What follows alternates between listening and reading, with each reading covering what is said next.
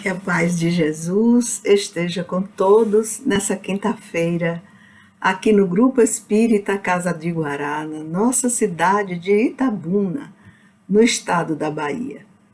Queridos amigos, nós estamos novamente aqui, continuando o trabalho do primeiro volume da série psicológica da nossa irmã Joana de Ângeles. E hoje, com o capítulo 3, Jesus e Humanidade, nós vamos aprender 2 modelos de homem que Jesus nos apresenta. Aí vamos prestar bastante atenção para ver em qual modelo nós nos enquadramos ainda, ou se já estamos partilhando de um modelo misto, né, que é esse modelo de homem que faz a transição do homem velho para o homem novo. Como é uma transição, nós precisamos descobrir, através do autoconhecimento, em que patamar nós estamos dessa transição. Se estamos estacionados, se estamos avançando um pouco mais em nosso trabalho de autoconhecimento, e de correção dos nossos vícios, das nossas tendências ainda ignorantes, violentas, ou se nós já começamos a fazer o caminho, a trilhar a estrada do segundo modelo de homem que Jesus traz. Então vamos nos preparar para fazermos a nossa oração de início dos nossos trabalhos. Todos juntos, unidos, vamos elevar os nossos pensamentos ao alto, pedir o socorro dos benfeitores espirituais, sobretudo da nossa irmã Joana de Ângeles, para que inspire a todos nós, a fazermos esse texto com muito cuidado, para entendermos qual foi a mensagem que a nossa irmã Joana de Ângeles ela quis nos ensinar. Pai nosso que estais nos céus, santificado seja o vosso nome, venha a nós o vosso reino, seja feita a vossa vontade, assim na terra como no céu. O pão nosso de cada dia dai-nos hoje, Senhor. Perdoai as nossas ofensas, assim como nós perdoamos a quem nos tem ofendido. Não nos deixeis cair em tentação, mas livrai-nos, Pai, de todo o mal, que assim seja. Então vamos ver o nosso texto, Jesus e Humanidade. A nossa irmã Joana de Ângeles, ela começa nesse texto dizendo uma coisa muito importante, mas também muito preocupante, né? Em virtude de ainda estarmos todos nós aqui na Terra, no planeta de expiações e provas, e cada um estando num degrau diferente dessas expiações e dessas provas, né? As expiações, elas representam a necessidade de nós voltarmos a nascer de novo no planeta Terra. Então é o ciclo das reencarnações.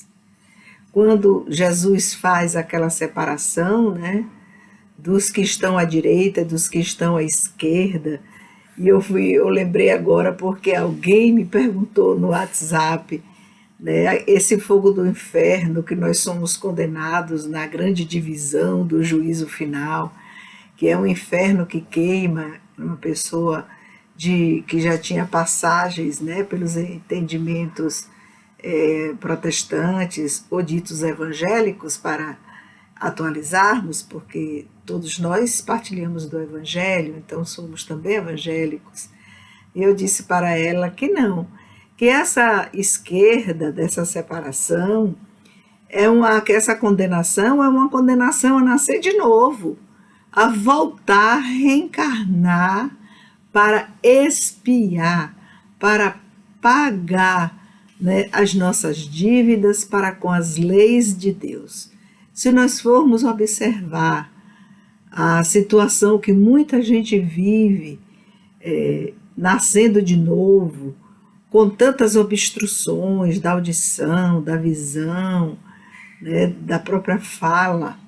Então, a linguagem ela é subtraída, porque provavelmente essas pessoas, por esses 5 sentidos, elas fizeram muito mal a muitas outras.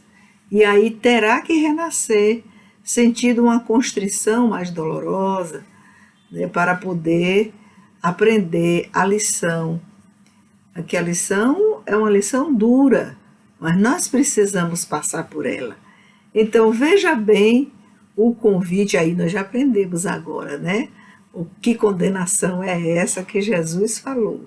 É de renascer em situações muito difíceis. E aí que essas situações podem já vir de berço, mas elas podem também ser adquiridas no decorrer da nossa existência pelo orgulho exacerbado, pela nossa ignorância, pela nossa violência. Nós terminamos pautando caminhos muito constrangedores, muito difíceis.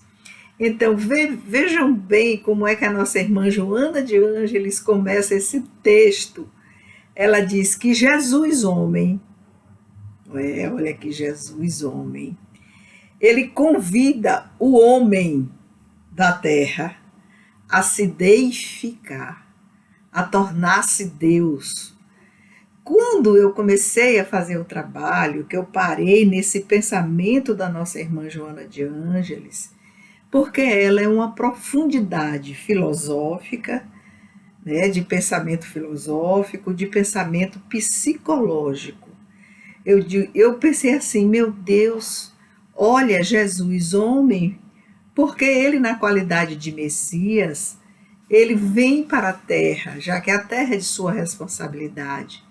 Foi ele que trabalhou, né, com o conselho dos seus amigos, o conselho no sentido de reunião de muitos amigos, né, cada um muito prendado em sua área de especialização, para a construção do planeta Terra, materialmente falando, porque nós temos explicado aqui esse coração amoroso de Jesus, o Messias, o Cristo, né?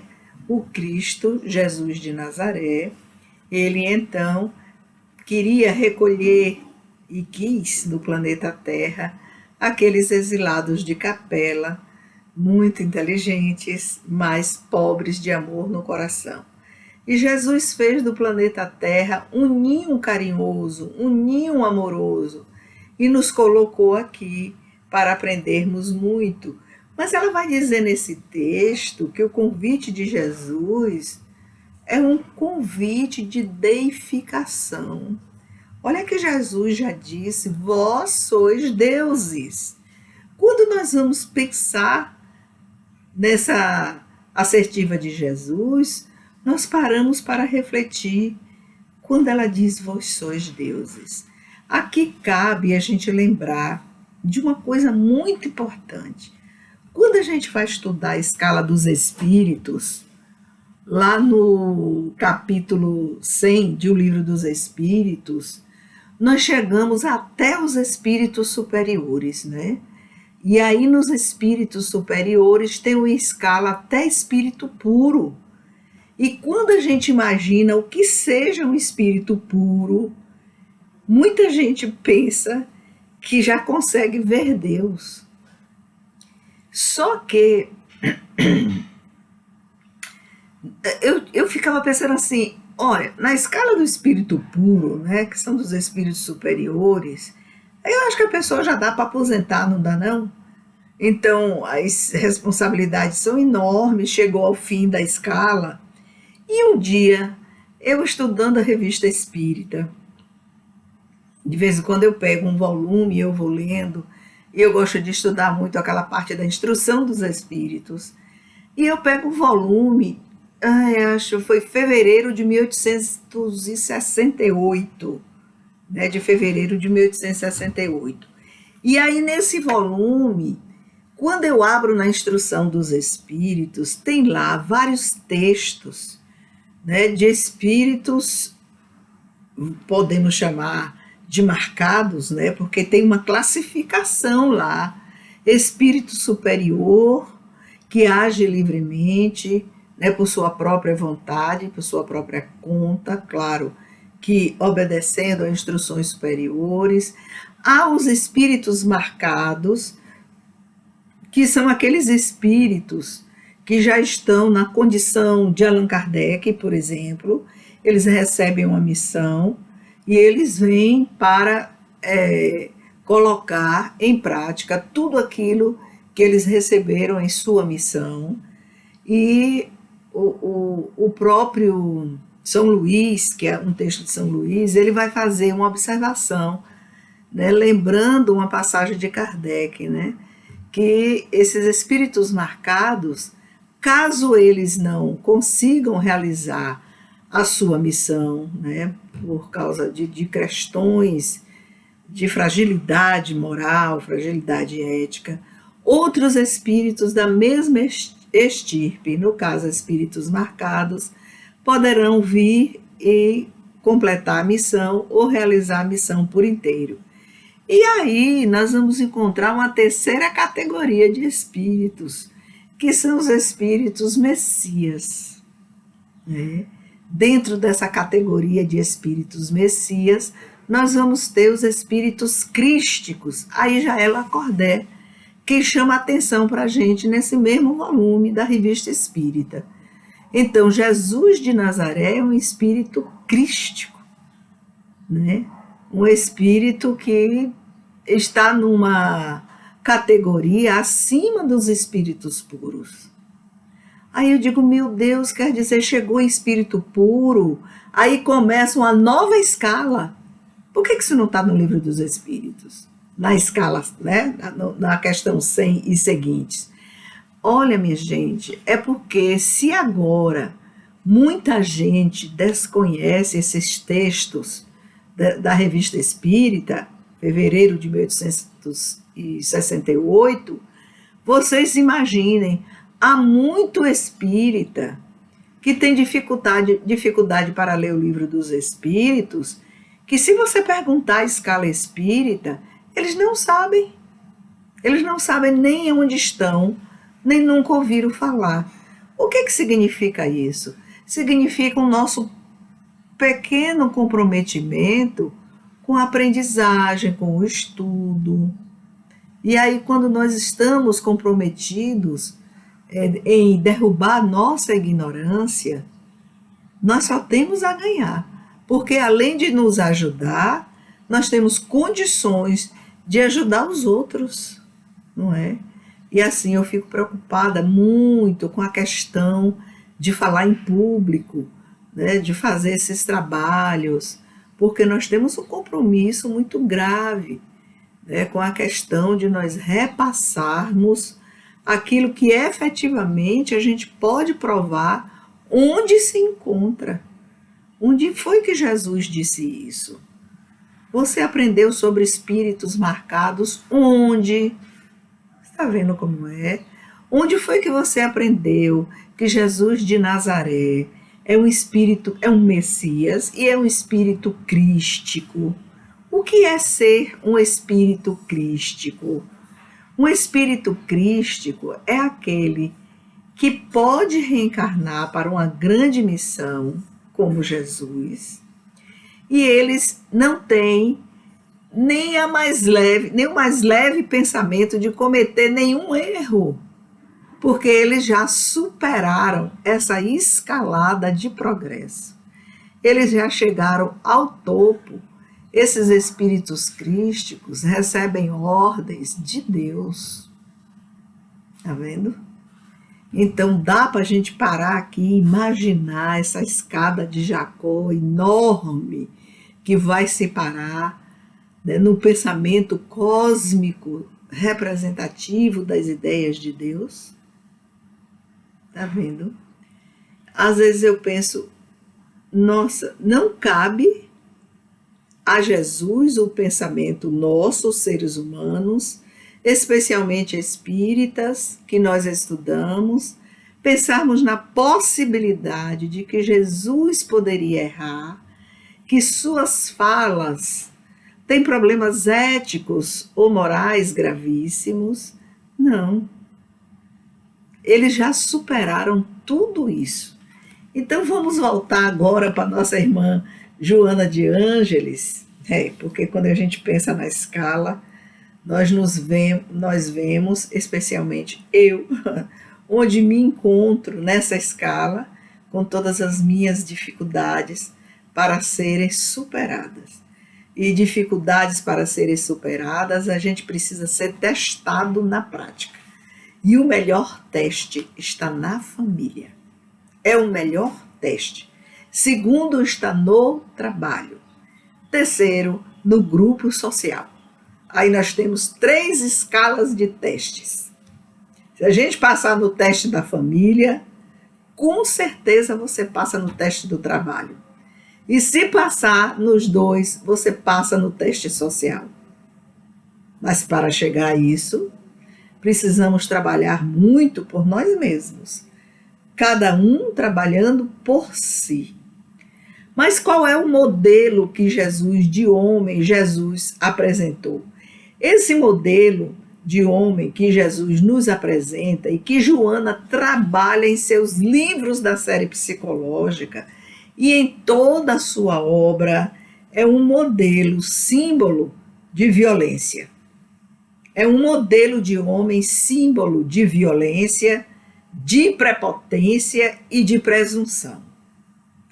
Então, se nós estamos enquadrados em atitudes violentas, atitudes prepotentes e atitudes presunçosas, aí nós estamos enquadrados no primeiro modelo de homem que a nossa irmã Joana de Ângeles nos apresenta.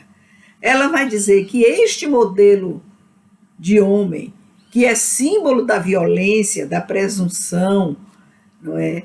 E da prepotência, ele é sempre um dominador exterior. Está sempre querendo ser aquele que sabe tudo dentro da família, aquele que tem todas as soluções dentro do seu trabalho, aquele que tem toda a razão nos encontros sociais. O que é que acontece com este modelo de homem?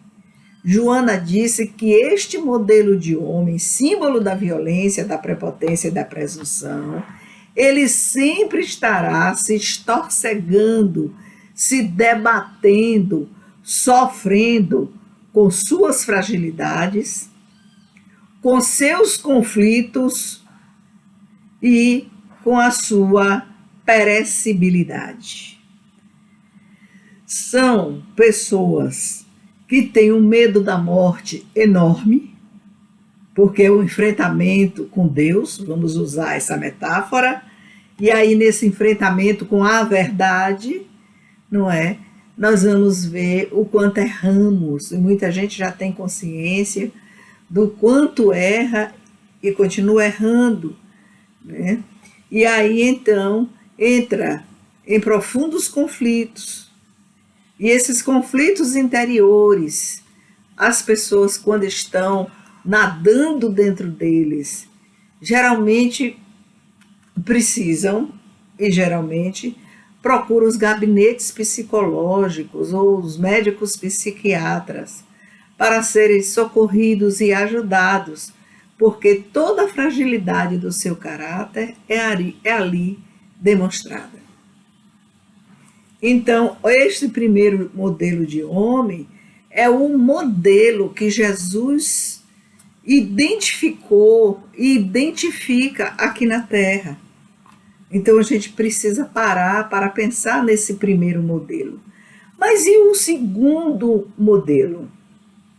O segundo modelo de homem, Jesus, durante 3 anos, deu vários exemplos. A própria trajetória de Jesus nesses 3 anos de vida aqui na Terra, enquanto aquele professor brilhante que nos ensinava, não é? Ele vai então dizer o seguinte, que esse modelo de homem é um tipo especial, por isso que Joana vai dizer que caminha para a deidade. Que tipo é esse? Humilde, simples, submisso, mas forte. Olha que coisa! Esse segundo modelo de homem é um modelo que nós precisamos correr atrás, todo dia, fazendo aquilo que Santo Agostinho dizia: todas as noites antes de dormir, eu repasso meus atos, minhas ações, minhas atitudes, para ver se eu cometi algum erro contra meus irmãos. E aí ele fazia essa avaliação para mostrar, dia após dia, que nós precisamos fazer essa revisão de vida diária. Só aqui, só por esses dois modelos de homem apresentados, por essa proposta do Jesus homem, né, que nos convida, que é um grande convite de Jesus para o homem da terra, né, fazer a sua caminhada para deificar, tornar-se um Deus, nós já temos o capítulo inteiro trabalhado. Olha que coisa, não é? Então, Jesus, ele não foi o Senhor dos métodos e sistemas. Jesus não ensinou doutrina nenhuma. Não há doutrina de Jesus. Ele era o exemplo de como nós devemos nos comportar, nos suportar. Joana traz uma figura que é uma metáfora linda. Ela disse, aqui no texto, que as palavras de Jesus são pólens de luz. Olha que coisa linda. O que são pólens? A gente para refletir. São essas sementes que os ventos levam, que os pássaros levam, né, para fazer com que essas sementes germinem em lugares tão desconhecidos, né? E aí então, do que nascem essas sementes? Flores, frutos, que vai sustentar a vida na terra. Esses pólens de luz.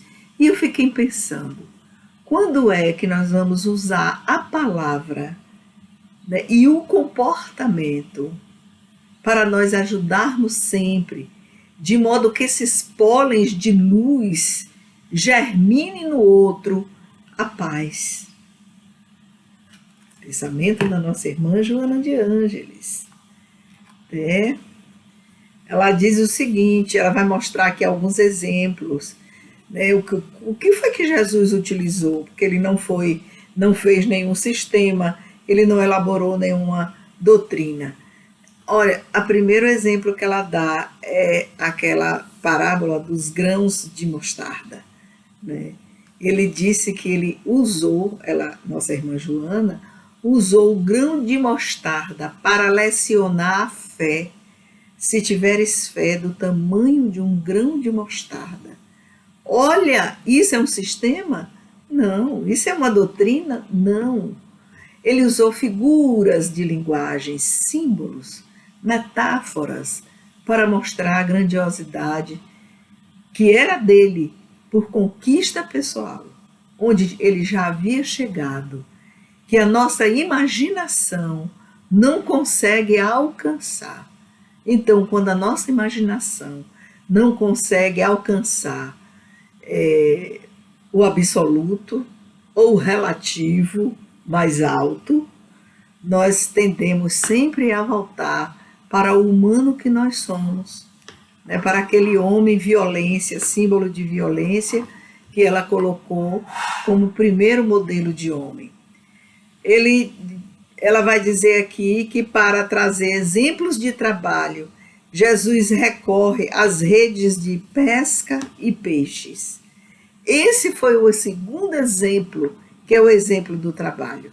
Aquele trabalho afanoso, diário, dos pescadores da Galileia.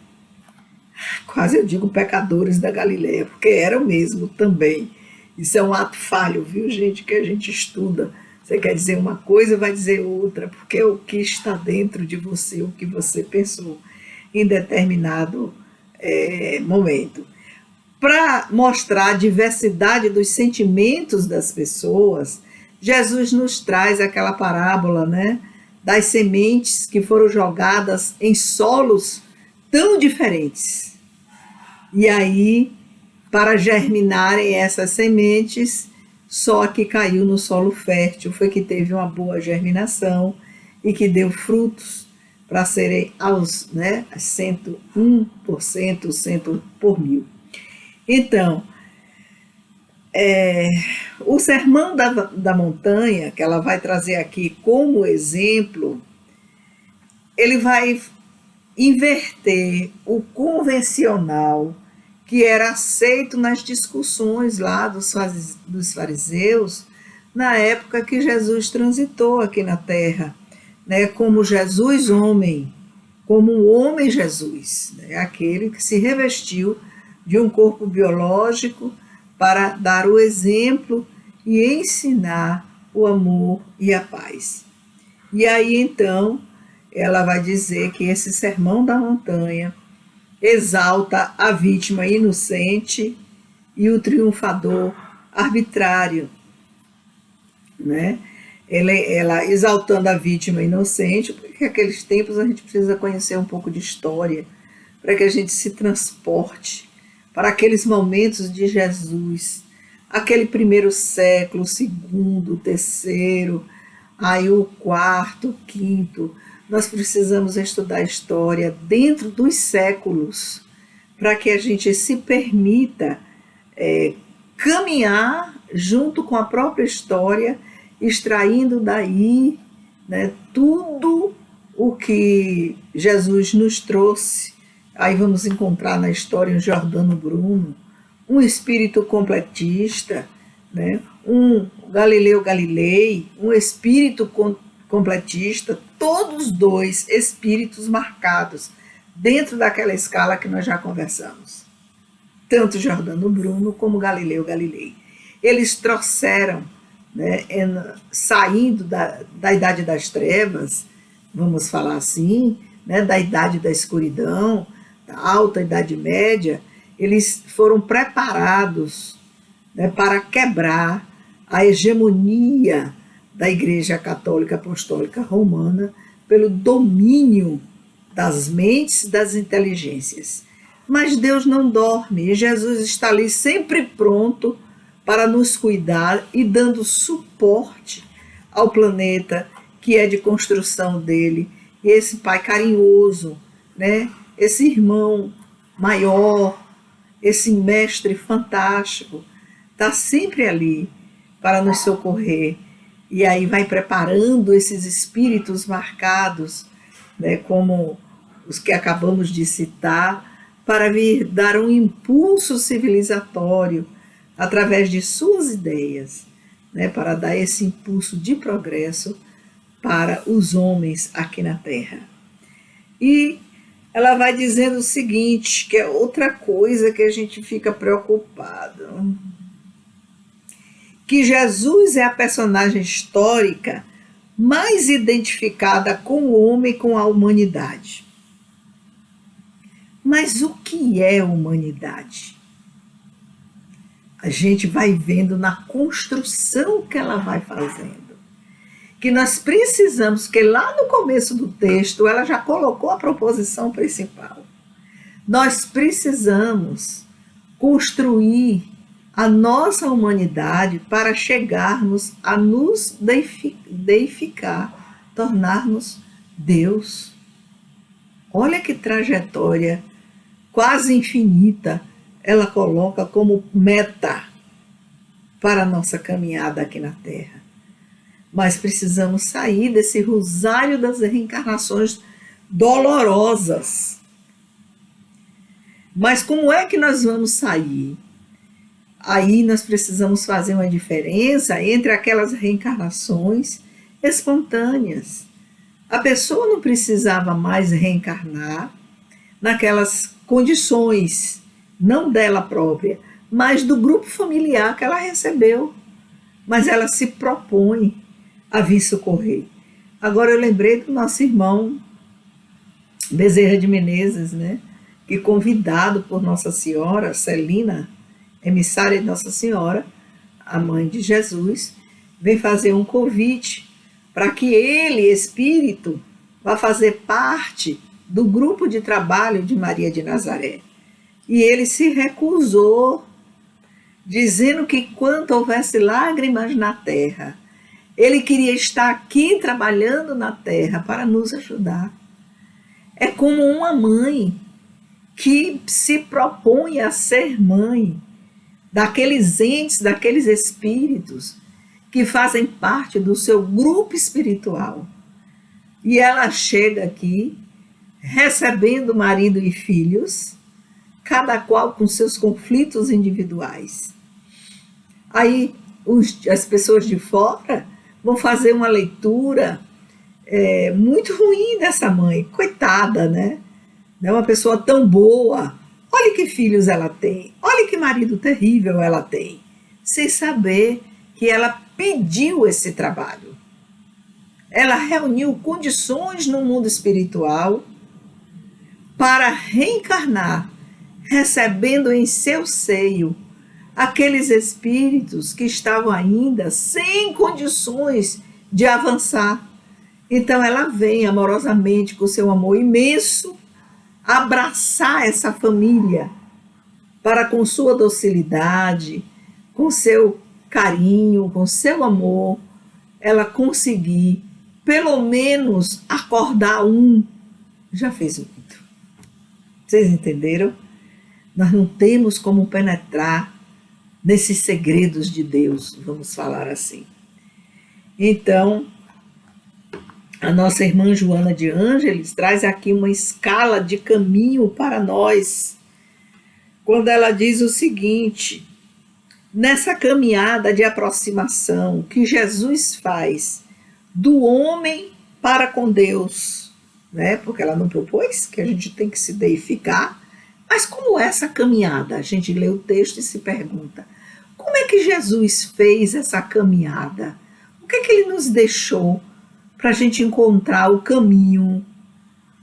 Aí ela vai dizer que a nossa caminhada ela vai começar pelos instintos. Precisamos dominar os instintos. Os instintos, eles fazem parte do inconsciente. Eles estão lá trabalhando na sombra, dando para cada complexo substância precisa, energia precisa, para que o complexo seja ativado. E aí, em sendo ativado, ele vai travar a nossa vida. Então, a gente precisa conhecer esses complexos para nós irmos devagar, desativando cada um deles, né? Joana vai mais tarde em outros livros nos explicar que cada vez que a gente se incomoda com alguma coisa que foi dito, que foi feito em nossa família, incluindo aí marido, mulher e filhos, esse incômodo representa a ativação de um complexo. Esse incômodo é uma dor moral. Quando a gente se magoa, ativou um complexo. Então a gente precisa ver que tipo de complexo foi ativado. Porque normalmente quando a gente se magoa, nós vamos para o mecanismo de defesa da racionalização. Então nós usamos o embate. A gente vai para o embate. É acusado e quer se defender. E na defesa a gente agride. Vocês perceberam? Então o primeiro na escada para Deus é o instinto. E aí eu digo para vocês, meu irmão, meus irmãos e minhas irmãs, é uma longa caminhada. Depois dos instintos, o que é onde nós vamos estacionar? Ela disse que venceu os instintos para chegar à razão. Ah, mas eu sou racional. Não, não é. Quando você se magoa, ativou um complexo, você não vai usar a razão, você vai continuar usando os instintos. E aí entra nos grandes conflitos, onde vai dividir a família, vai ter abandono, vai ter discussões de todo jeito, e a divisão se instala pela ignorância e pela falta de razão. Tá vendo?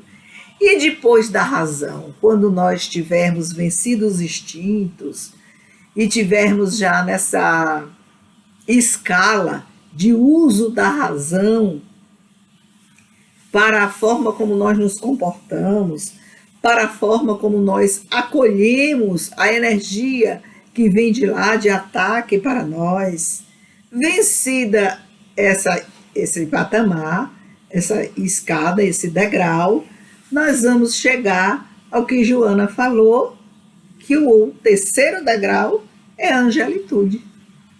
Tá vendo? E aí nós ficamos encantados com esse trabalho de Joana de Ângeles, né? Dessa proposição que nós precisamos fazer a trajetória até alcançar a angelitude.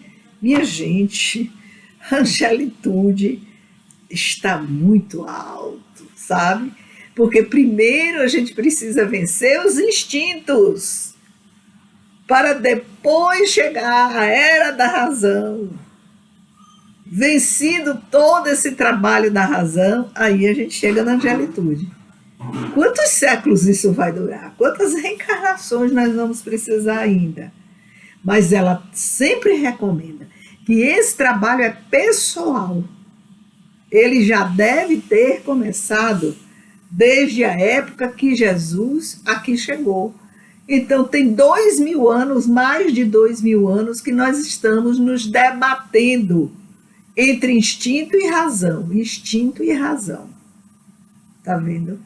E esse se debater entre instinto e razão faz parte do primeiro modelo de homem que ela nos traz aqui nesse texto, né? Que é o símbolo da violência, da presunção, da prepotência, né?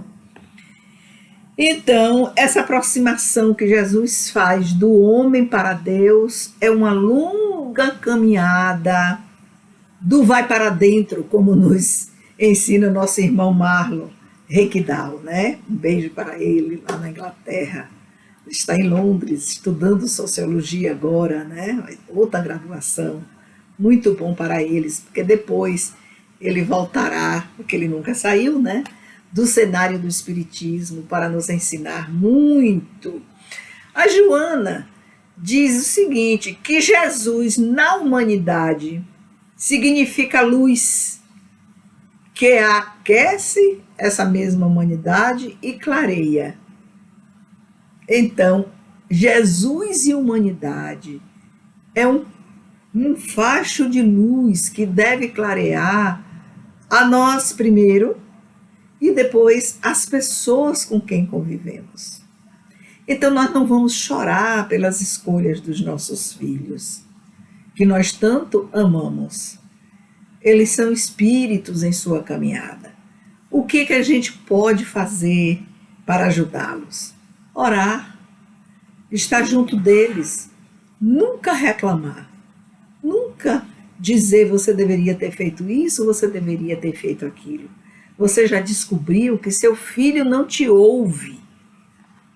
Os caminhos dele são outros. Como mãe zelosa, a gente gostaria que ele realmente seguisse os caminhos de Jesus, mas ele não quer em sua rebeldia.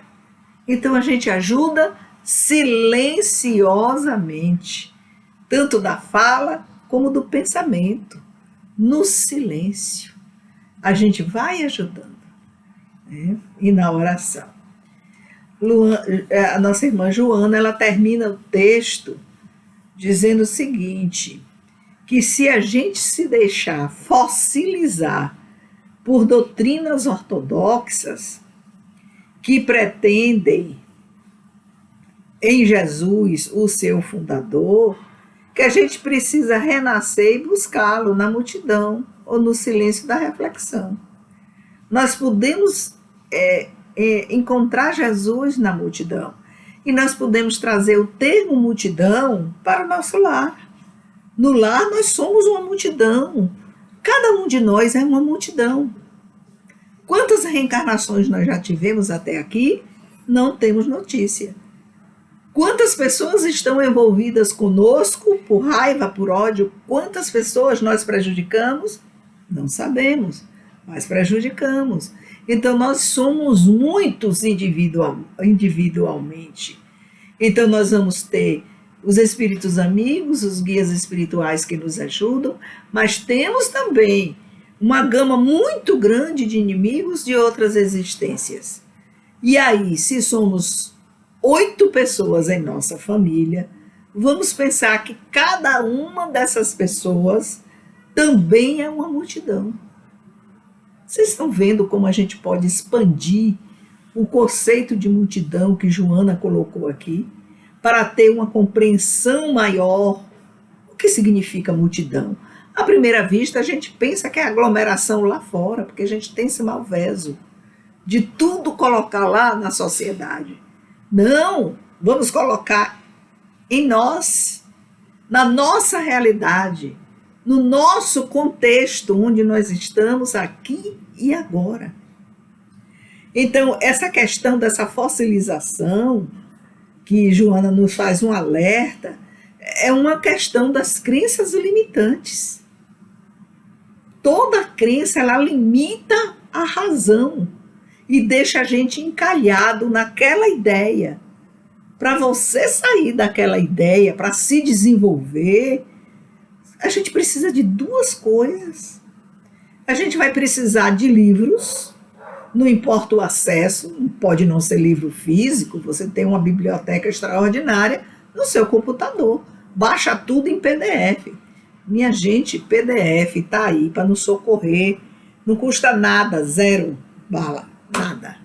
A gente faz nossas bibliotecas por tema, filosofia, psicologia, direito, odontologia, e vai fazendo as bibliotecas, e vai baixando e vai pesquisando.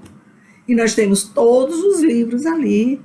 Vai viajar, compra um Kindle. O Kindle está baratíssimo agora, né? Aproveita as promoções, baixa ali ou compra quando está em promoção. Vai seguindo para ver o momento da promoção, né? Para você comprar por R$2, por 3, por 5.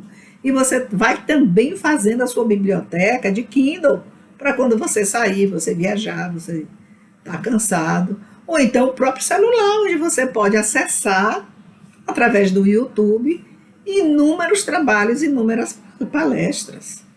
Então, nós temos agora, no século XXI, uma maravilha de acesso ao conhecimento, para a gente não ficar preso nas crenças limitantes, que vai nos apequenar, nos deixar estacionados.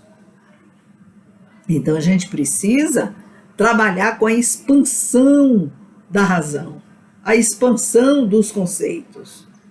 Aí, já Joana vai terminar dizendo que Jesus veio ao homem para humanizá-lo. Olha, tudo que Jesus ensinou é um processo de humanização do homem, de humanização. E aí a gente vai vendo quem está ainda em sua crença limitante, estacionado no materialismo. E quem já está saindo do materialismo para fazer a transição para o espiritualismo, para trabalhar a sua espiritualidade. Porque a pericibilidade, a morte, ela vem para todos. E a gente precisa compreender isso para ficar tranquilo, mais harmonizado, quando chegar essa hora do nosso retorno para o além. Então, Jesus e Humanidade é um texto muito lindo, muito explicativo, onde nós podemos dar todos esses mergulhos nesse momento que nos encontramos. Então, vamos agradecer a vocês que estão junto comigo, eu e vocês que estamos juntos com Jesus e especialmente segurando na mão de nossa irmã Joana de Ângeles. Uma semana feliz, alegre, e vamos construindo a nossa própria trajetória, segurando um nas mãos dos outros. Que Jesus nos abençoe hoje e sempre.